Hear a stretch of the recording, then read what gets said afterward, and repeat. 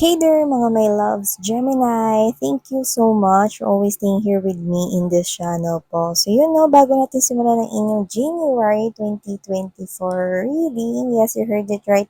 January 2024 reading ang titingnan natin ngayon. No? Kaya naman, just take only what resonates with you guys. No? At hindi ito mag-resonate to each and every one of you. Kaya naman, no, damputin nyo lang yung mga mensahe ng mga mensahe nun sa tingin nyo ay para sa'yo. And of course, wala tayong gender here, babae, lalaki, LGBT, cross-watchers. You can flip roles if you want. You can do that. You have your free will as well. And of course, okay, this is timeless. Okay? So, kung kailan ninyo nakita, tatagpuan tong video na to, no, and you feel so um, drawn to it, no, you might want to hear this message out. So yeah, okay, so let's see what do we have here for you, Gemini. So thank you so much, Person Angel, guys, Archangel Michael. Then we have messages for Gemini's January 2024, please. Gemini's January 2024. Just take how this resonates, guys. Okay. Hi and hello new subscribers. My name is Yan. Welcome, welcome. And we're hoping na magstay kayo dito here with us in our community. So yeah. Pero yun nga, no? Wala namang pilitan sa channel na to, no? Mag-subscribe kayo kung kailan nyo gusto. Okay, so January 2024, can we get messages for Gemini, please? Gemini. Gemini, naglaba ba kayo? Nakita tayo ng sampayan yung alambre. This could be a reading. Kung hindi, pwedeng inutusan ka na tanggalin mo yung sinampay. Or baka ikaw yung gumawa ng alambre. Oh, o baka may sinungkit ka dyan. No? Sa sampay ng kapitbahay. So, let's see. Gemini. Okay, Gemini. Let's see. I-shuffle na muna natin lahat, no? Shuffling is one way of the energy reader, no? To capture the right energies, no? Kung ano yung meant na energy, no? Yun yung makakapture. Okay? So, let's see more information. This is for my Gemini people. Gemini.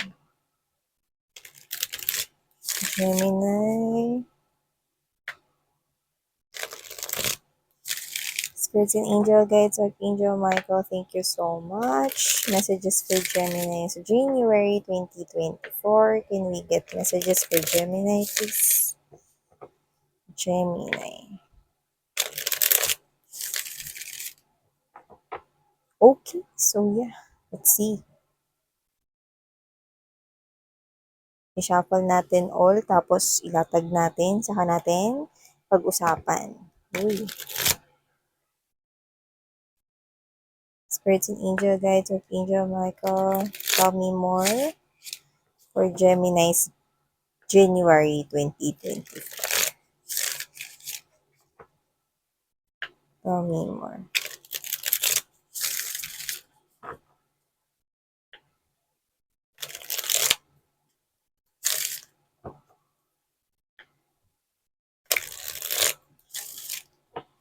Okay, so let's go ahead and check out. Ano ba yung mga turn of events here for you? Gemini. So, unahin na natin agad dito mga babes ng unang mensahe para sa inyo. We have here the get more information. Mukhang meron dito yung kailangan nyo pang alamin, no? Or parang pag-aralan. Baka kayo to na may inaaral ngayon. Pwede yung iba, literal na estudyante. Or baka nag-iisip kayo, ano ba yung course ninyo na nakukunin. I'm also getting that, especially if this is you are a student right now. Or yung iba sa inyo, no, pwede meron kayong inaaral na bagong kaalaman ngayon, no, at mukhang nakikita ko na ito yung inyong pagpupukusan, no, or may interest kayo sa bagay na yan, especially this January 2024, or may madidiscover kayo rito something na kung saan malalagay dyan ang focus ninyo at kukuha pa kayo no, ng iba pang mga information patungkol dyan. Parang you will find this thing interesting, no? Nakikita kitang magfo-focus ka dyan. And we have here improving health. So for others of you, you could be recovering here from an illness, or doesn't have to be na malala, okay?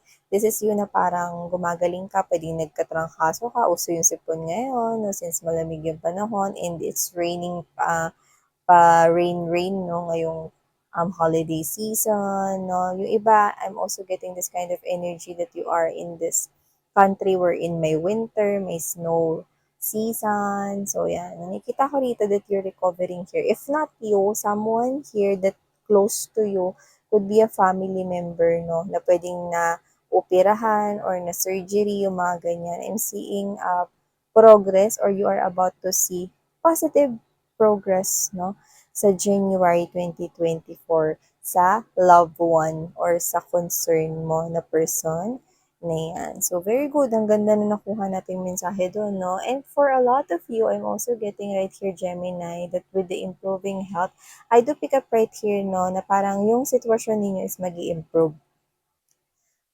This is a general message that I'm getting. So, if you're struggling right now in any form of situation, like may problem, may issue, meron ritong problema kayong kinakaharap, ano man yan, related sa money, pera, related sa trabaho, sa business, no, or related sa yung well-being, I'm seeing you improving. Like, nakikita kita moving into calmer water, ganun, no? This is you 'no, gumagaan at mas nagiging magaan 'no, yung mga susunod na araw for you. So, meron talaga ritong recovery, that's what I'm sensing. And you also have here the peaceful resolution. See, I'm picking up right here that everything here na darating sa'yo 'no, is paggaan ng sitwasyon. So, kung meron ka man ngayong dinadalang mabigat 'no, sa loob-loob mo or problema yan, ano man yan, okay? So, nakikita ko rito, no, that your angels and spirit guides wants you to know, no, na meron ritong solusyon na paparating, no, and they're with you. Dadali nila itong solusyon na to sa'yo, basta lang talaga makinig ka sa mga mensaheng sasabihin nila sa'yo, no? So, paano ba yun, Miss Yan? Listen to your intuition, okay?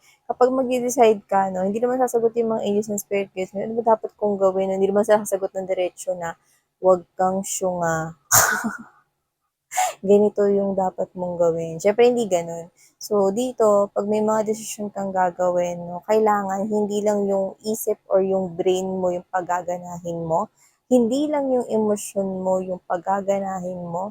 Okay, kaya nga, di ba sinasabi, kapag kamataas yung emosyon mo, huwag kang magde-decide. Pag masyado kang masaya, huwag kang mag-decide. Pag masyado kang malungkot, huwag kang mag-decide. Pag masyado kang galit, huwag kang mag-decide. In short, huwag kang magsalita rin ng tapos, no? Based sa isip mo lang or based sa puso or emosyon mo lang, no? Kundi based sa alignment no, ng intuition mo. Ano ba yun? Kailangan parehas na mailagay mo yung sarili mo sa sitwasyon na magiging okay sa yung desisyon na yan. Like, let's say, okay, hindi lang yan yung isip mo yung nag-decide, kundi yung isip mo, yung puso mo, yung soul mo. Alam mo na mas makakabuti yan sa'yo. Like, you feel this kind of very light energy in you na parang pag ginawa mo yung decision na yan, alam mo na hindi ka malalagay sa alanganin. Ganon. So, yeah, you're well guided right here. And ask for help from others.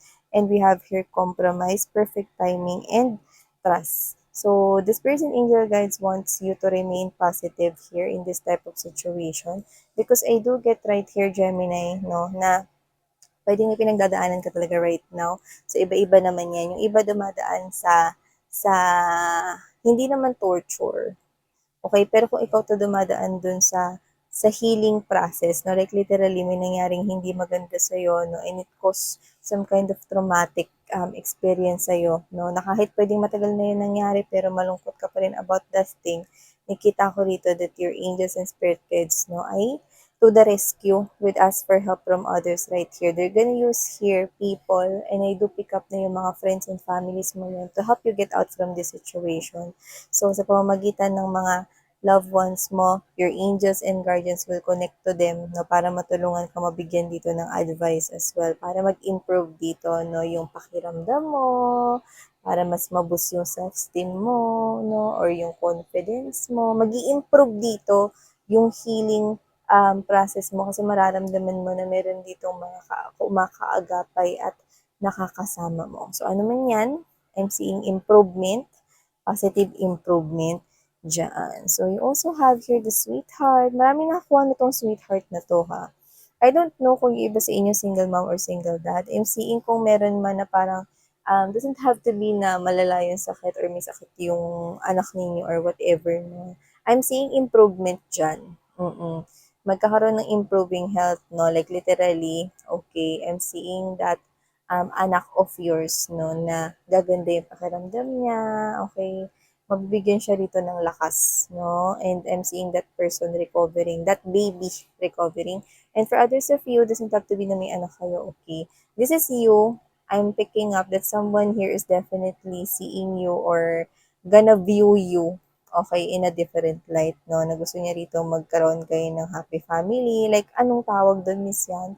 Serious commitment. This person wants serious commitment here with you. So, kung may boyfriend, girlfriend ka na, no, doesn't have to be na gusto niya na magkaanak now na, no?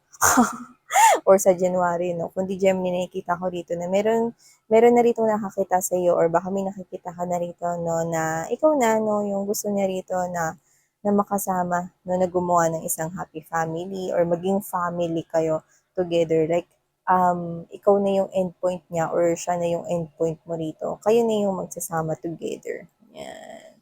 And also, I'm picking up right here, no, na yung iba expecting dyan, no, ng pregnancy. I'm seeing you receiving here good news. But I do not get na ito yung pagpasok ng January 2024. Others of you, I do sense right here that it could be fourth week. That's what I'm sensing here, or third week of January 2024. So just take how this resonates. That's very specific. So I do get na kung pregnancy yung iniintay ng iba dyan, like literally matagal niya na pinagdadasal at pinipray, wini-wish na magkaroon rito, no, ng child, na matatawag ninyong inyo. I'm seeing it happening. You could be receiving here good news, third or fourth week ng January 2024. Wow! Advance congratulations mga babes, no? You also have here collaboration. Very good, no? Alam mo, I don't know, pero mukhang ito na yung umpisa rito, no, ng pag-angat ng iyong posisyon or pag-angat ng salary or income mo or pag-angat ng sales mo. I'm seeing you working with the right people. Okay? I'm seeing you working here in a team kung nasa isang department man kayo. Doesn't have to be na ikaw yung leader dyan, pero pwedeng yes. Okay, mas mapapatunayan mo pa rito na nakarapat-dapat ka maging leader, no? And baka ito na rin sa iba, no, yung maging daan upang maging tunay ka na talagang leader, no? Or magtaas or mag-ascend rito ang iyong posisyon sa kumpanya na yan, no? Meron ditong teamwork, pero I do get right here, no, na ito na yung oportunidad, no, na pinapakita rito na ipamalas mo rito yung tinataglay mong skills at galing para, okay, matulungan yung sarili mo, no, na mas may angat pa. Lalo na kung ikaw to na may target ka ritong goal at plan, no, pwedeng gusto mong ma-promote, gusto mong tumaas yung salary mo, yan, no, I'm seeing na nagbubukas ritong opportunity. Actually, this is a wish fulfillment right here, but nothing's free on earth. So whatever the case may be, you need to work on it. The opportunity is being shown to you guys, but you need to what? Titigan? No, grab it. Okay? Kailangan mo diyang ibuhos na with the profession right here, pwedeng masarap kayo magluto or whatever, no? Pero may talent kayo, in short. The general message that I'm getting from that is, this is all about your money. This is all about your coins, pentacles, business, finances, ano man yan, career, oras na. No, I know, you can do everything all at once. Ibig sabihin no, doesn't have to be na haggardness ka. But on January, I do sense right here that your spirits are sending you tips, no? Na nasa yun na yung tools para may angat yung sarili mo. So, ano ba yan? Yung talent na taglay mo, yan yung mag-aangat sa'yo. Na meron ka rito something unique sa sarili mo na wala sa iba, na hindi yan matatagpuan sa iba. Use it, discover it, and use it because it will make your designation or your position in the company, no, na mag-elevate or mag-upgrade. So yun yung nakikita ko rito, like you will be on top of the list, no? So kung meron mga iba pang mga na-nominate dyan, I'm seeing you winning that designation. So yeah, very good, no? Tsaka nakikita ko dito if you're working here in a team, makakatanggap ka ng mga compliments coming from them, no? Like, alam, magaling talaga yun si Gemini dahil sa ganito niya grabe, plakadong-plakado talaga. Wala akong masabi. Hindi namin magagawa to kundi dahil kay Gemini. Grabe, boom, panis. Yung mga ganun, no? Yung parang makaka-receive ka ng compliment coming from these people here, no? Like, this, alam mo yun, hindi yung nagsisip-sip sila sa'yo or what, no? Pero these people right here, you're gonna, ano talaga, you're gonna make pakita sa kanila rito. Yung talagang kaya mo yan, no? Na maitawid yung task na yan at deserving ka talaga dyan sa compliments na yan. So, I do not get na sila yung mga kasama mo na mag-lunch or kumain ng merienda or coffee break right here, no, kung trabaho man ito or business partnerships. Pero, mas nakikita ko rito na sila yung mga hindi mo talaga kilala. Like, literally, wala ka na-establish sa kanila rito, no, na something solid na, kunyari, friendship, no. Dito talaga, itong mga to, like, legit yung mga feedback, no. Like, literally, walang halong sabaw. So, ibig sabihin, no, ito yung mga tao dito makakita ng tunay na kakayanan mo. And at the bottom of the deck, we have here the Fury, Daydream, and Compromise. Yeah, as you can see, nakikita ko rito na you've got compromise na dalawa. So whatever the case may be, I do guess right here that the compromise has something to do with, hindi ito yung bagay na ano ha. I think the compromise here has something to do with your partner. Okay, minsan wala naman akong partner. Teka lang, mga babes. Doon muna tayo sa may partner. Kung may partner kayo right now, like meron kayong ka-in relationship right now, I do not see na may pag-stab in the back dyan or meron dyang separation or disconnection, no? Nakikita ko rito na normal lang na tampuhan, no? Normal lang na away. Nakikita ko kayo magkakaayos, okay? Your spirits and angel guides right here will try to help you. No, gagawa sila dito ng mga situation upang matulungan kayo rito na makapag-ayos ng partner mo na yan kasi isa lamang yang misunderstanding, no? Paminsan-minsan nagkakatampuhan yung mga magjowa, no? Or mga magjowa, mga mag-boyfriend, girlfriend, no? Yan. And also, no, kung asawa niyo na siya, no, minsan-minsan nagkakatampuhan kayo, no, normal lang yan. So, nakikita kong lilipas din yan. So, sa January, mag-ready na lang rin kayo, no, kasi maaaring may misunderstanding sa pagitan mo dito ng iyong labi-dabi.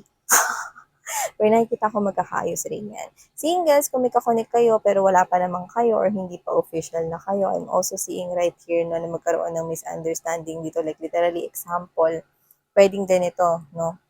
Which is I do get na pwedeng, kunyari alam mo na ikaw yung nililigawan niya or ikaw yung kinakausap niya, wala tayong gender dito, no? Like this is a romantic situation already, no? Wala pa nga lang yes or hindi pa nga lang kayo. And then akala mo or akala niya, okay, pwedeng may kinakausap ka pang iba no, or may ni-entertain ka pang iba maliban sa kanya. No, which is parang ganun. May misunderstanding na ganun. I'm picking up that, no? Pero nakikita ko na daan lang yan. Okay? Actually, ang ganda pa nga nun singles, eh. Bakit? Kasi dito mo papatunayan talaga, no, na wala siyang ibang kinakausap ever. At saka dito mo rin mapapatunayan, no, kung gaano ba siya kaseryoso dito sa commitment na to or dito sa pakikipag-connect sa'yo, di ba? Kung, kung ano ba talaga, kung hanggang saan ba talaga, no, yung tingin niya sa pwedeng takbuhin ng inyong connection. Diba? Diyan mo makikita rin kung anong klase siyang tao. Paano niya ba hinahandle yung mga ganitong sitwasyon? No? Siya ba yung mabilis maniwala sa ibang tao? Or siya ba to na handang makinig no, at handa rito no, na umintindi? So yan. No? Alam mo, may mga bagay talaga no, na hindi may iwasan. Like let's say, may mga tampuhan, ganyan, no? Hindi pagkakaintindihan, no? Kasi minsan, akala natin nagkakaintindihan na tayo pala, mali yung intindi natin. Di ba yung parang, oh, gets mo? Oo, gets ko. Tapos pag nakita kayo, ano yun? Bakit? Hindi naman yun yung sinasabi ko eh. Yan, yung mga ganong bagay. So, nakita ko rito that this is just a little misunderstanding right here. So, pwedeng may away talaga to. Pero alam niyo, nakikita ko rito may mismo yung isa't isa. Yes. Yan ang nakikita ko dyan. So, singles na wala naman rito kakunik. No, nakikita ko rito na mag-Netflix and chill lang muna kayo. Mag-Netflix and chill lang muna kayo rito, no? So, yan. Alamin pa natin, no? Alam mo, I heard shuffle, kaya shuffle ko to ulit, Gemini. So, let me do the honor, guys. Singles na walang kausap, mag-Netflix and chill muna kayo, no? Alamin pa natin ano pa ang pwedeng maging kaganapan sa inyo. Okay. So yeah, we'll get this one. We have here the red flag in reverse. See, told ya guys, wala lang talaga yung misunderstanding niya para sa mga mag-jowa at may kakunik dyan, oh. Red flag ay nakabaliktad. Sabi ko sa inyo, kaya natin narinig yung shuffle. See, okay. Sabi ko sa inyo. Singles, ito na mga mahal. We have here the moon. Meron na rito, no, na paparating sa inyo. Basta mag-enjoy kayo. Ibig ko sabihin dun sa Netflix and chill, hindi ko pinapa-download yung Netflix sa inyo kung wala kayo niyan. Kasi unang-una, hindi ako dito sponsored at hindi ako rito endorser ng Netflix, no? Pero, kaya ko sinabi yon kasi gusto ko na mag-enjoy ka sa self mo dahil alam kong darating to sa'yo. Yan, no? Nakatalikod na rito yung someone romantic. Wala tayong gender dito, no? Huhulmahin to ni universe para sa inyo. In short, mag-relax kayo, mag-enjoy kayo, no? Yun na nakukuha natin. Diyan, at darating ang inyong love life. Wish fulfillment yan, I'm seeing number 9. Yeah. And we have here the Eight of Flutes energy self-elimination. And we also have at the bottom of the deck this Ace of Mirrors. Fresh meat. Bachelor? Yeah. Date card, yeah. You're going on a date right here, okay? Pero nakuha ko rito, yung iba, like singles, sa travel niyo mamimit yan, unexpected, okay? So, dyan nyo na makikilala yung bachelor ninyo. Ayan, no? Yung iba, literal na sa ibang bansa yung travel nyo, mga babes, yung nakikita ko rito. Sa dream destination ninyo, no?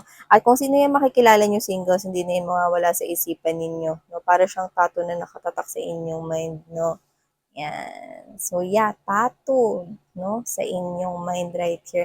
And also, nakikita ko rito, no, mga babes, na kung sino man yung makikilala ninyo. Ngayon na, habang nag-uusap-usap tayo rito, Gemini, kung sino man yung makikilala ninyo na yan, nakikita ko rito, no, na may tinatapos siya ngayon na hindi ibig sabihin na relationship, no, may tinatapos siya ngayong proyekto na may kinalaman sa personal niyang buhay. So, you're dealing here with someone na tahimik lang, pero grabe, no, matalino tong tao na to, no, tsaka masipag siya. No, like, literally, magugulat ka kasi wala sa itsura niya rito yung successful siya, eh, no. Hindi ko sinabing dugyot siya.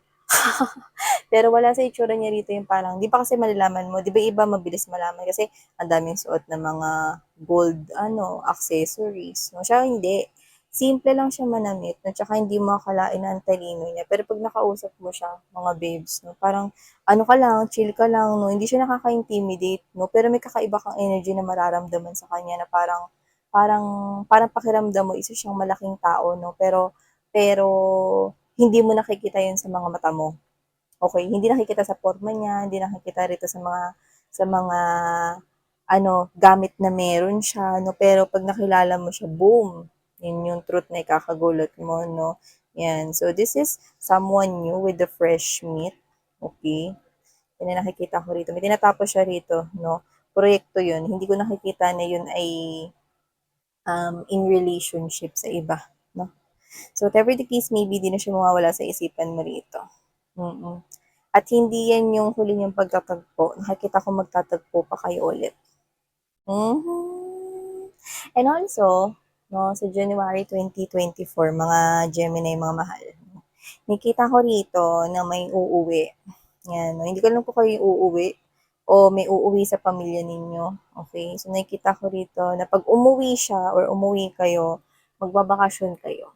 Yan, no? Hindi ibig sabihin na ikaw yung uuwi tapos delivery mo sila. Pero may nakikita ako dito, no? Na may uuwi, tapos parang bonding with family, ganyan, no? Parang punta kayo sa beach, yan, or ano kayo, no, mag-staycation kayo doon for a week or 4 days, na mga ganyan. So, nakita ko dito na meron dito parang, siguro may kamag-anak kayong, uuwi bago mag-New Year. I mean, yeah, bago mag-New Year, and then bago siya umalis ulit, no, magbabakasyon kayo. Ayan, parang gano'n. So, whatever the case may be, pwedeng uuwi siya January. Doesn't have to be na agad-agad na pagtapos ng New Year, like January 2, gora na siya, no? Parang nakikita ko dito na um, bago siya umuwi, meron na kayong pupuntahan na magbabanding kayo, no, relaxation. Yan. Okay? So, this could be somewhat surprise, no? Parang hindi nyo alam na may pa-outing siya, yung mga ganun. And also, I'm getting this kind of announcement, no? Parang may i-announce siya. Okay, na parang achievement niya sa buhay niya, no? And then, nakikita ko na parang there's some kind of a surprise here.